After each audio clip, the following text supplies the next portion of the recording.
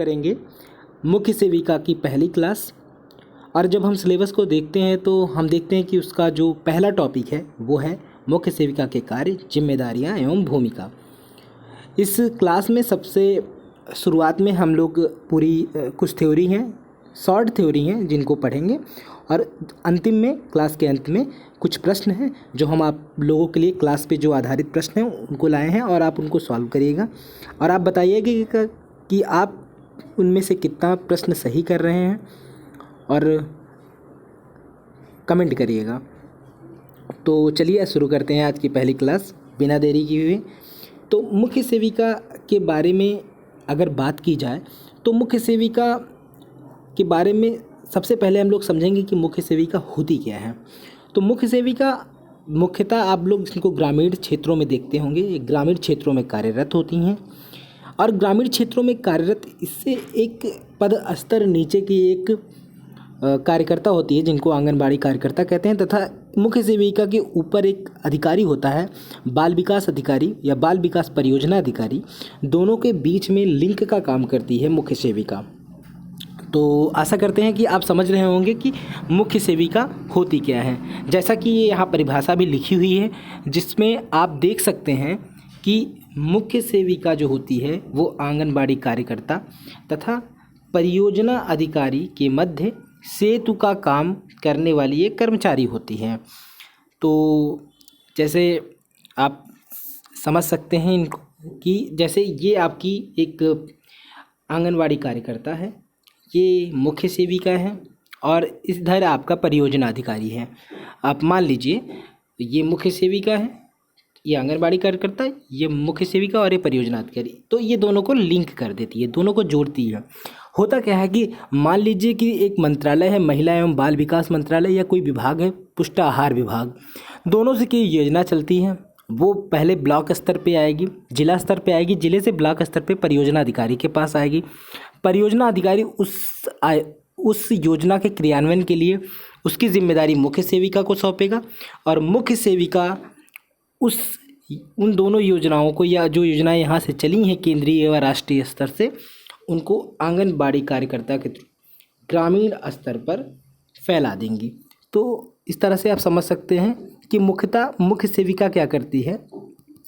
इसका कार्य होता है कि पहले आंगनबाड़ी कार्यकर्ता को जोड़ना, किससे? परियोजना अधिकारी से। और क्यों जोड़ना? ताकि जो राष्ट्रीय या राज्य स्तर पर जो भी महिला एवं बाल विकास संबंधित योजनाएं या उनके स्वास्थ्य संबंधी योजनाएं हैं उनको धरातल पर अच्छी तरह से क्रियान्वित किया जा सके। ठीक है, तो अब हम आगे बढ़ते हैं और देखते हैं कि मुख्य सेविका के पद का सृजन कैसे हुआ।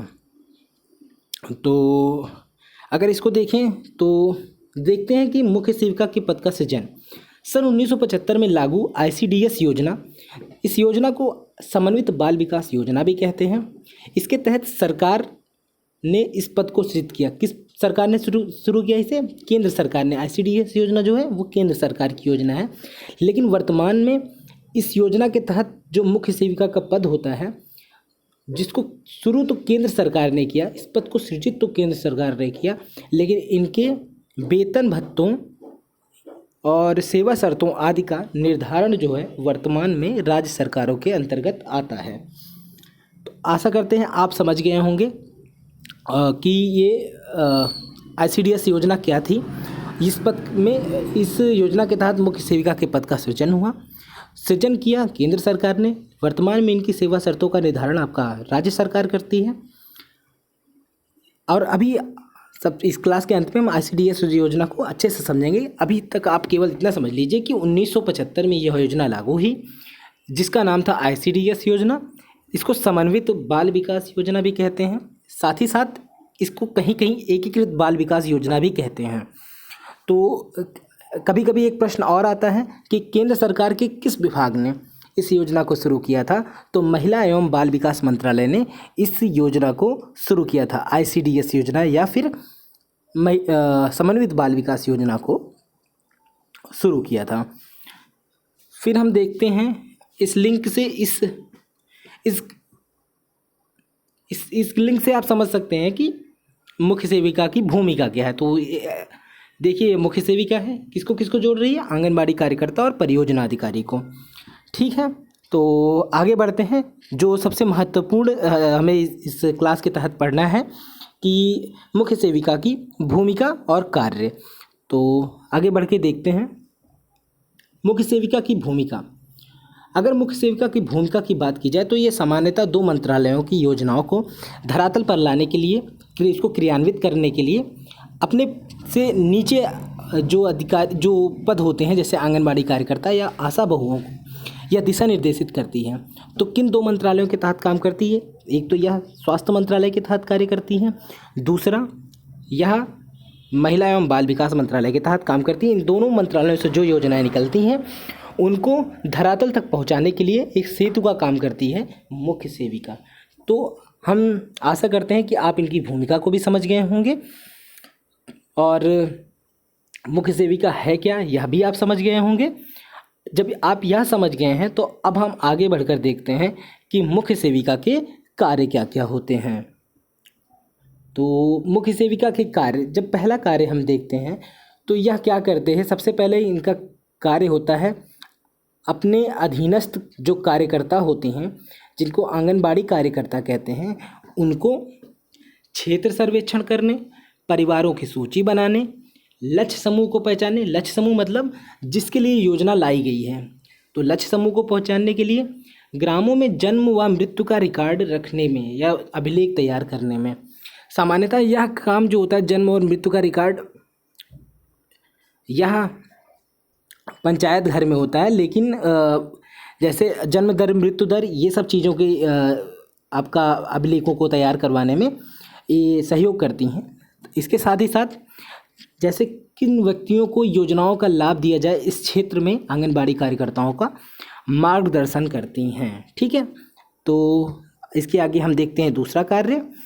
दूसरा कार्य है कि कुपोषित और बीमार बच्चों को पहचानना। तो ये उनको कैसे आंगनबाड़ी कार्यकर्ता जो हों वो कुपोषित और बीमार बच्चों की पहचान करें, इस चीज़ के लिए यह मार्गदर्शन और सहयोग करती हैं आंगनबाड़ी कार्यकर्ताओं की। ठीक है, तो आशा करते हैं कि आप दूसरा भी कार्य इनका समझ गए होंगे। ठीक,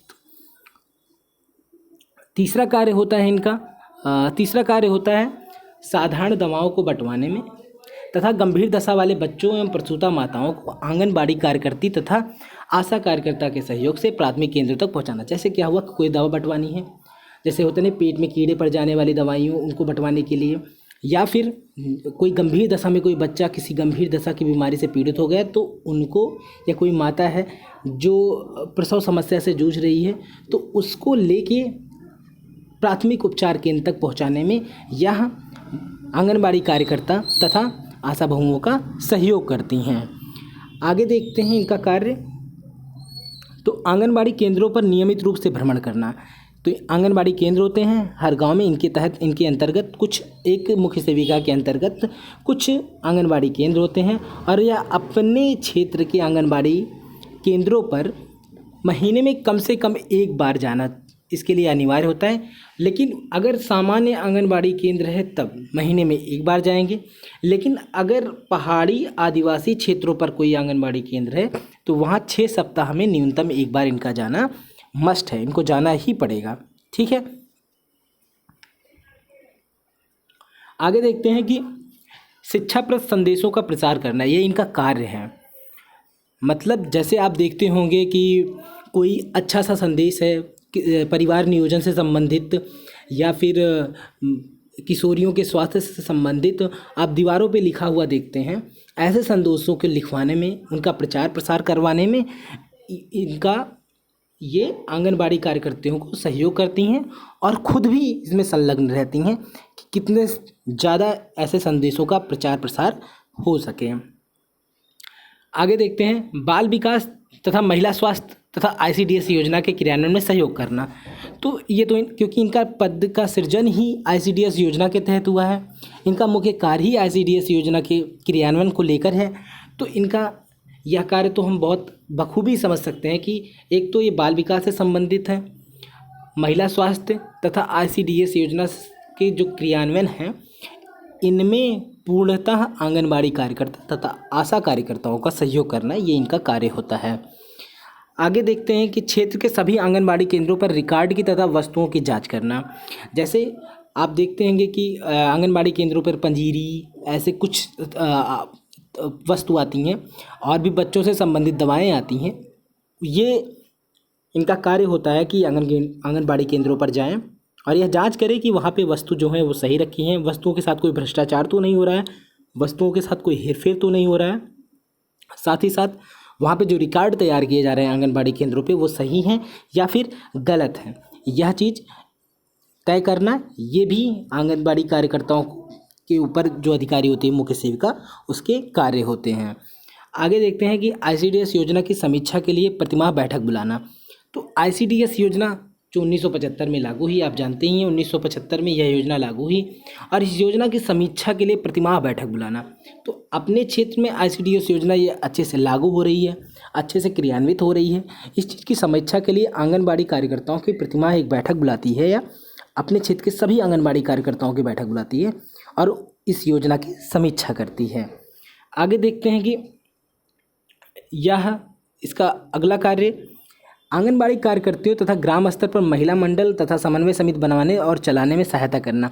होता क्या है कि आंगनबाड़ी कार्यकर्ती को भी किसी चीज़ को फैलाने के लिए ग्राम स्तर पर ले जाने के लिए एक नॉन प्रॉफिटेबल एक समूह बनाते हैं महिलाओं का, ताकि महिलाओं के बीच योजनाओं का अच्छा क्रियान्वयन हो सके।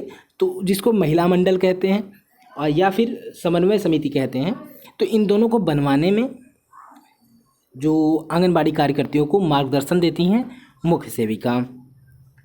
आगे देखते हैं कि मुख्य सेविका की और भूमिका। तो इस चार्ट के हिसाब से हम समझ सकते हैं कि मुख्य सेविका की मुख्य भूमिका होती क्या है। तो जैसे मुख्य सेविका आंगनबाड़ी कार्यकर्ता और परियोजना अधिकारी को जोड़ती हैं।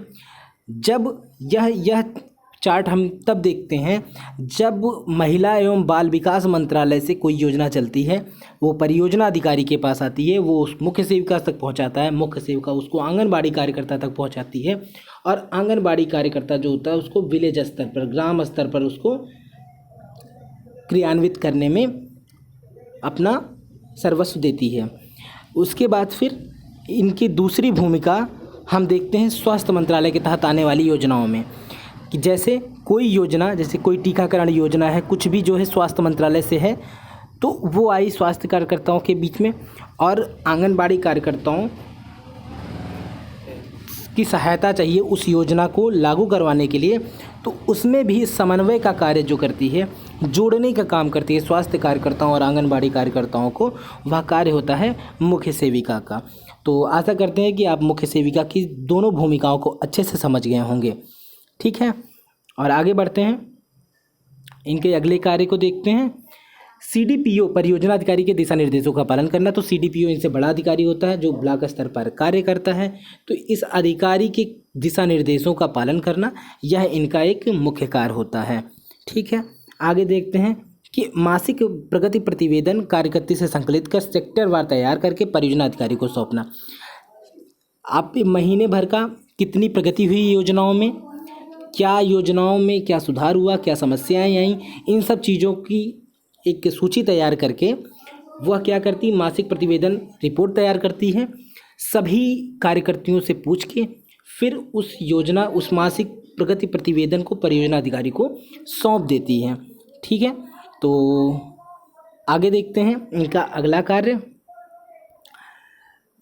जो इसके समकक्ष ही एक स्वास्थ्य क्षेत्र में एक पर्यवेक्षक होती है, महिला स्वास्थ्य निरीक्षिका, जिसको LHB के कहते हैं। उनके साथ मिलकर सप्ताह में एक बार आंगनबाड़ी केंद्रों का निरीक्षण करना।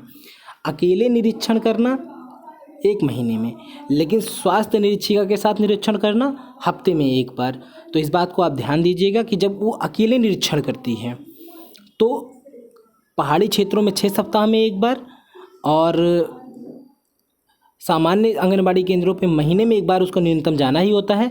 लेकिन महिला स्वास्थ्य निरीक्षिका के साथ मिलकर वह 1 हफ्ते में 1 बार आंगनबाड़ी केंद्रों का निरीक्षण करती है और पुष्टाहार, इन सब और टीकाकरण आदि जो योजनाएं होती हैं उनसे संबंधित जितनी भी प्रगति होती है उसकी रिपोर्ट जो होती है वो आंगनबाड़ी केंद्रों से लेती है।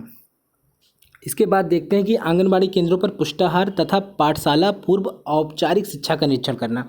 तो यह बात तो हम पढ़ चुके हैं कि एक तो यह पुष्टाहार जो होता है, जो पंजीरी या भी जो प्रसूता महिलाओं के लिए कुछ खाद्य पदार्थ आते हैं, उन सब चीज़ों की जांच करना तथा 0 से 6 वर्ष के बच्चों के लिए जो पाठशाला पूर्व औपचारिक शिक्षा होता है उसका निरीक्षण करना भी इनका कार्य होता है। इसके बाद देखते हैं कि छोटे बच्चों को टीकाकरण जिनको ना लगे हों तो उनको लगवाने के लिए दिशा निर्देशित करना, यह इनका कार्य होता है। तो हम देख लिए कि इनके मुख्य कार्य क्या होते हैं। इसके बाद हम देखते हैं कि इनका एक प्रमुख कार्य और होता है कि मासिक बैठक बुलाना। ये तो हम लोग देख ही चुके हैं कि इसको अपने आंगनबाड़ी केंद्रों की एक मासिक बैठक बुलाने होते हैं, तो ये हो चुका। और आगे देखते हैं कि अपने मंडल के आंगनबाड़ी कार्यकर्तियों का मानदेय भुगतान करना भी इनका कार्य होता है, क्योंकि आंगनबाड़ी कार्यकर्ताओं को मानदेय ही मिलता है, तो मानदेयों का भुगतान करना भी अपने क्षेत्र में इन्हीं का कार्य होता है। और अगर कोई इसके मंडल की आंगनबाड़ी कार्यकर्ता छुट्टी पे जा रही है तो उनके लिए भी निर्णय लेने का कार्य जो होता है वह मुख्य सेविका का ही होता है। ठीक है, और इस तरह से हम समझ सकते हैं कि आप मुख्य सेविका के कार्य, उनकी भूमिका, मुख्य सेविका होती क्या है तथा वह कैसे 2 मंत्रालयों की योजनाओं को जमीनी स्तर को क्रियान्वित करने के लिए एक महत्वपूर्ण भूमिका निभाती है, यह बात हम देख चुके हैं। अब अभी तक आप पूरे क्लास में ICDS योजना के बारे में काफ़ी देर से सुन रहे होंगे, तो चलिए हम देखते हैं कि ICDS योजना या समन्वित बाल विकास योजना या फिर एकीकृत बाल विकास योजना होती क्या है। ठीक है, तो समन्वित बाल विकास योजना, यह योजना 1975 में लागू हुई। उसके बाद फिर समन्वित बाल विकास योजना या एकीकृत बाल विकास योजना 6 वर्ष से कम उम्र के बच्चों, गर्भवती महिलाओं तथा स्तनपान कराने वाली महिलाओं का स्वास्थ्य, पोषण एवं शैक्षणिक सेवाओं का एकीकृत पैकेज प्रदान करने की योजना है। तो क्या है, इसमें कौन कौन आ गया?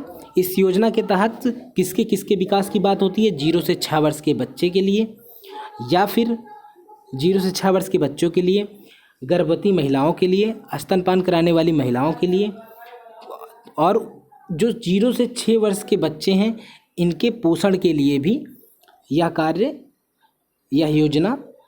योजना जो है वो लाई गई थी। केंद्र सरकार के किस विभाग द्वारा? महिला एवं बाल विकास मंत्रालय द्वारा 1975 में। तो यहाँ से 2 प्रश्न बहुत इंपॉर्टेंट बन सकते हैं।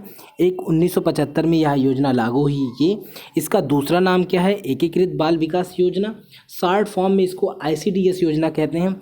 आप शॉर्ट फॉर्म ज़रूर याद रखिएगा, क्योंकि लेखपाल के एग्ज़ाम में भी कई योजनाओं का शॉर्ट फॉर्म पूछ लिया गया था, लोग इसलिए कन्फ्यूज़ हो गए। तो ICDS को ही कहते हैं समन्वित बाल विकास योजना। आप आगे आके देखिए, इससे एक क्वेश्चन और बन सकता है जो इम्पॉर्टेंट है कि यह योजना जो है वह किस मंत्रालय ने जारी की? तो महिला एवं बाल विकास मंत्रालय ने इसे 1975 में प्रारंभ किया।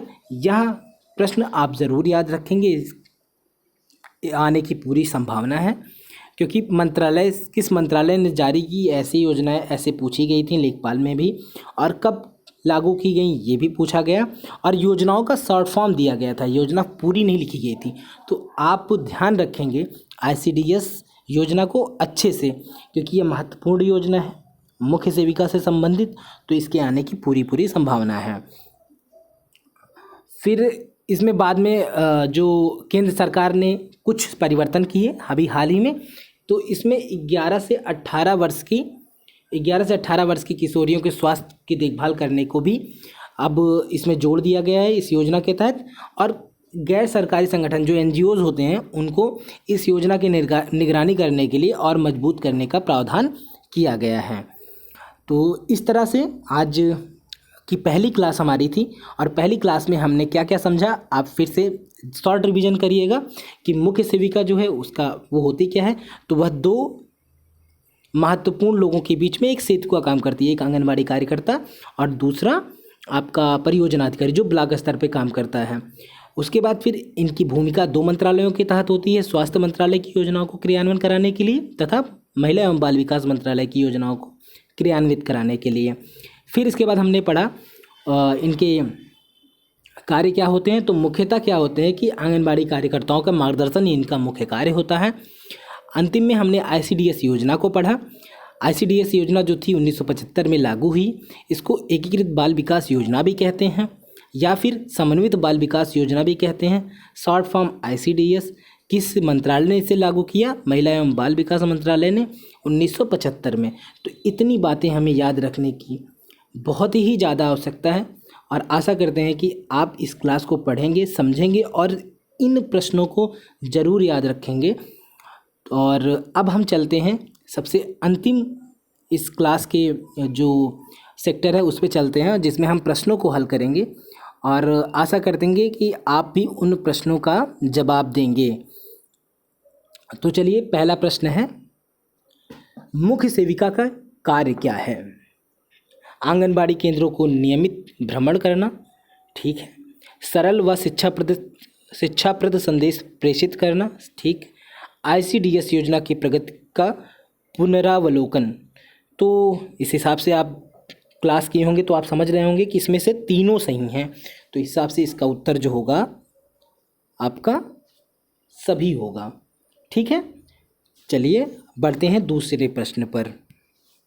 मुख्य सेविका कार्य करती है राज्य स्तर पर, ग्राम स्तर पर, खंड स्तर पर, राष्ट्र स्तर पर। तो किस स्तर पर काम करती है? ग्राम स्तर पर, ठीक है। तो इन दोनों प्रश्नों को आप कहीं पे लिख लीजिएगा, नहीं तो डिस्क्रिप्शन में आपको यह जो हमारा पीडीएफ है ये मिल जाएगा। आप इनको अपने पास ले लीजिए, इससे पढ़िए और बार बार अपनी प्रैक्टिस करिए, ठीक है। आगे बढ़ते हैं, क्वेश्चन देखते हैं कि एएनएम का फुल फॉर्म क्या है, एएनएम का पूरा नाम क्या है। तो ऑक्सिलरी नर्स मिडवाइफ, सहायक परिचारिका दाई या फिर मुख्य परिचारिका दाई या फिर खंड निरीक्षण अधिकारी या फिर मुख्य सहायिका अधिकारी। तो क्या होता है आप बताइए। तो इसका उत्तर होगा ऑक्सिलरी नर्स मिडवाइफ, पहला आंसर। तीसरे का ए सही होगा, ठीक है। आगे बढ़ते हैं, देखते हैं कि मुख्य सेविका का कार्यक्षेत्र क्या है।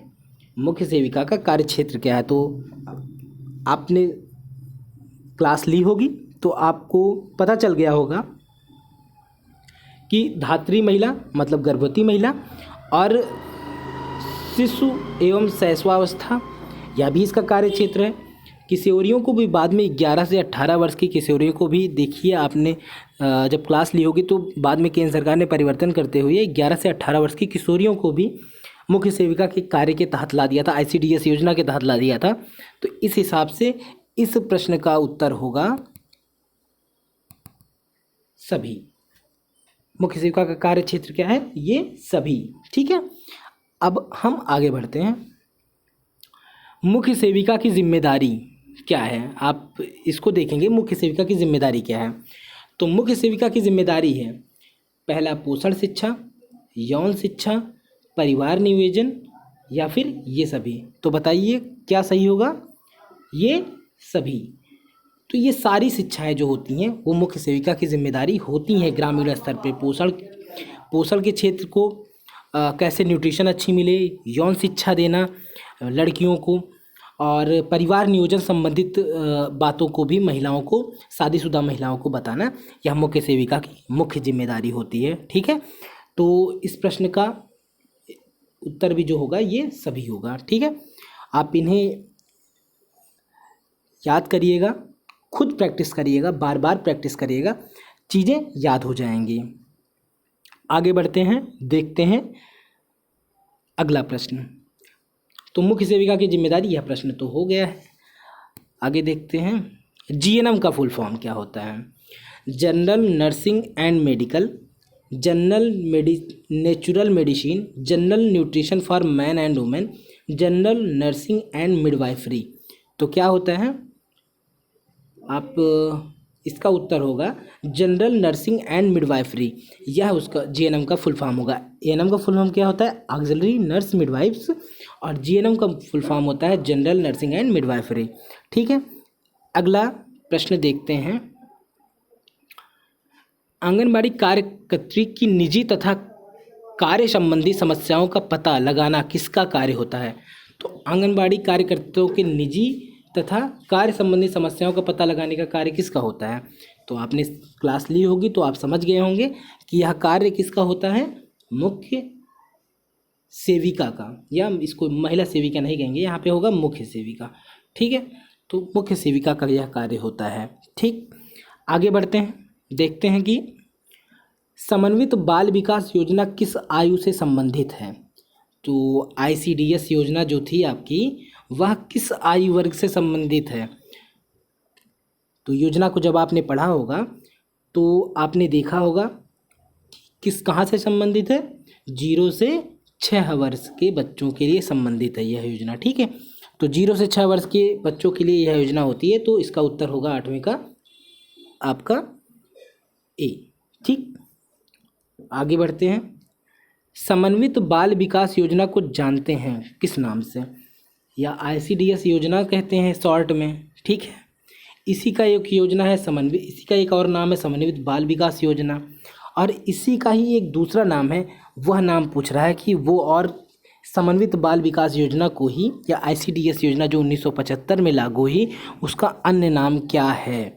तो आप बताइए अन्य नाम क्या है? समन्वित मुख्य विकास, एकीकृत बाल विकास योजना, एकीकृत महिला एवं बाल विकास योजना, समन्वित महिला एवं बाल विकास योजना। तो इसका उत्तर होगा बी, एकीकृत बाल विकास योजना। ठीक है, अब हम आगे बढ़ते हैं आपके 10वें प्रश्न पे, और जो है ICDS का कार्य क्षेत्र नहीं है, या ICDS का मतलब क्या हुआ, अभी हमने बताया, एकीकृत बाल विकास योजना या समन्वित बाल विकास योजना जो 1975 में लागू हुई। किस मंत्रालय ने? महिला एवं बाल विकास मंत्रालय ने इस योजना को लागू किया। और यह योजना का कार्य क्षेत्र क्या है? नवजात शिशु है, स्तनपान कराने वाली महिला ये भी है, वृद्ध महिला ये नहीं है, गर्भवती महिला ये है। तो क्या नहीं पूछ रहा है? तो इसमें होगा वृद्ध महिला, यह क्या है, कार्यक्षेत्र नहीं है ICDS योजना का। ठीक है, आगे बढ़ते हैं।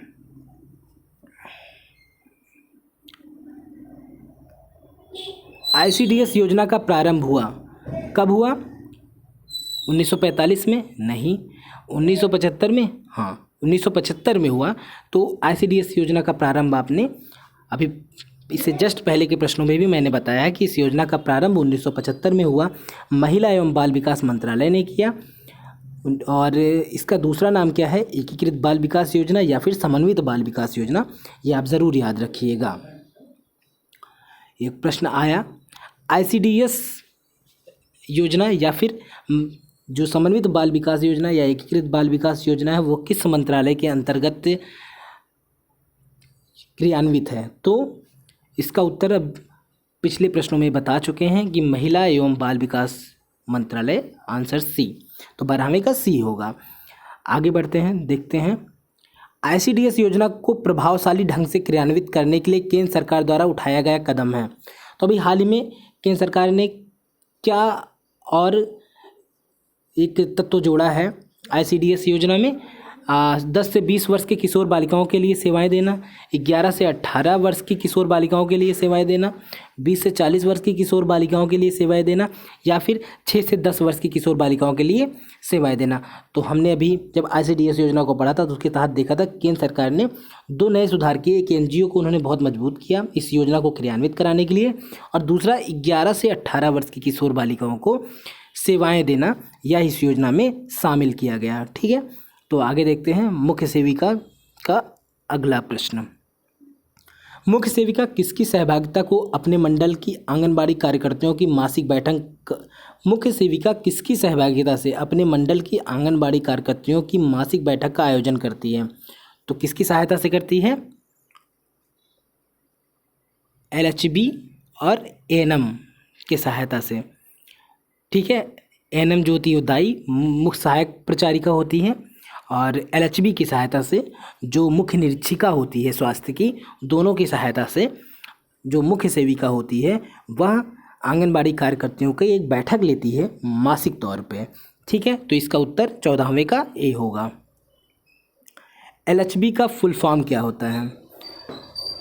तो इसमें LHP का full form local health board, इसमें 3 ऑप्शन लोकल हेल्थ बोर्ड हो गया है, लेकिन लोकल हेल्थ बोर्ड ही इसका उत्तर होगा। लोकल हेल्थ बोर्ड LHB का फुल फॉर्म होता है लोकल हेल्थ बोर्ड। तो इसमें आप चाहे जिस भी को भी सही मान सकते हैं, ए को मानते हैं लोकल हेल्थ बोर्ड है, यही इसका उत्तर होगा LHB का फुल फॉर्म। ठीक है, आगे बढ़ते हैं और हम देखते हैं AWW का फुल फॉर्म क्या है। तो आंगनबाड़ी वर्कर्स को ही शॉर्ट फॉर्म में AWW कहते हैं, आंगनबाड़ी वर्कर को ही कहते हैं। ठीक है, तो आप इसका उत्तर क्या होगा, सी, इसका उत्तर जो होगा वो सी होगा। ठीक, आगे बढ़ते हैं। ग्राम सेविका किसकी जिम्मेदारी नहीं लेगी, धात्री पोषण लेगी, नशा मुक्ति नहीं लेगी, किशोरी पोषण इनका जिम्मेदारी लेगी, परिवार कल्याण की जिम्मेदारी लेगी। तो इसका उत्तर क्या होगा, किसकी जिम्मेदारी नहीं लेगी, नशा मुक्ति की जिम्मेदारी नहीं लेगी। ठीक, अब आते हैं 19वें प्रश्न पर। आंगनबाड़ी केंद्रों पर रिकॉर्ड तथा माल तथा वस्तुओं की जांच करना, समय समय पर सुझाव देना किसका कार्य होता है। तो किसका कार्य होता है, ये मुख्य सेविका का कार्य होता है। ठीक है, और अब अंतिम प्रश्न पे आते हैं। अंतिम प्रश्न है, आशा का संबंध है गांव के बीच की महिला कार्यकर्ती, शहर के बीच की महिला कार्यकर्ती, राज्य के बीच की महिला कार्यकर्ती या सभी। तो होता है आशा क्या होते हैं, गांव के बीच की महिला कार्यकर्ती होते हैं। ठीक है, तो यह आज हमारी पहली क्लास ख़त्म हुई। सबसे पहले हमने मुख्य सेविका के कार्य, जिम्मेदारियों, भूमिकाओं के बारे में पढ़ा, ICDS योजना पढ़ा और फिर अंतिम में उनसे संबंधित प्रश्नों को हल किया। आशा करते हैं आपको हमारी ये पहली क्लास, जो हमारी फर्स्ट क्लास है, ये अच्छी लगी होगी। आप हमें बताइएगा इस क्लास को लेकर, मुझे जो सुधार आपको लगे, जो सुधार करने के लिए आपको सही लगे या लगे कि ऐसा और होना चाहिए क्लास में, आप बताइएगा कमेंट में। मैं उन सब चीज़ों को सुधार करने की कोशिश करूँगा अपनी तरफ से, और ये मैं प्रयास करूँगा कि अच्छे से अच्छा मटेरियल आप सबको दिया जा सके, और ताकि आप इस परीक्षा में एक अच्छा स्थान प्राप्त कर सकें। इन्हीं शुभकामनाओं के साथ बहुत बहुत धन्यवाद। जय हिंद।